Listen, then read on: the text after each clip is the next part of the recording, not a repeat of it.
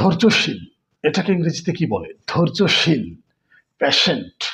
Patient মানে ধৈর্যশীল। স্ক্রিনে লক্ষ্য করো।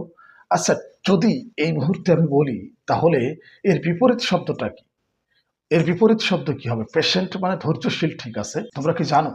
পেশেন্ট মানে হচ্ছে ধৈর্যশীল, আর ইমপেশেন্ট, ইমপেশেন্ট মানে হচ্ছে অধৈর্য।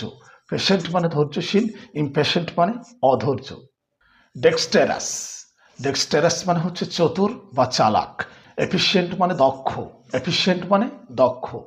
ফাঁসি শব্দের অর্থ হচ্ছে ব্যস্ততাপূর্ণ, ব্যস্ততাপূর্ণ। ফাঁসি, উচ্চারণটা ভালোভাবে লক্ষ্য করো। ফাঁসি, ফাঁসি মানে ব্যস্ততাপূর্ণ। আচ্ছা, আমরা অনেক সময় এইভাবে বলি না, লোকটা অনেক উদার, উদার মনের মানুষ। জেনারাস, জেনারাস শব্দের অর্থ হচ্ছে উদার। এটা একটা adjective. The man is very generous, লোকটা অনেক উদার। আমরা বলি না জেনারাস মানে হচ্ছে উদার। এভাবে নতুন নতুন শব্দগুলো তোমাদেরকে শিখতে হবে এবং সেগুলো মাথায় রাখতে হবে, তাহলে ইংরেজিটা অনেক ইজি হয়ে যাবে এবং তোমরা সহজে ইংরেজিতে স্পিকিং করতে পারবে।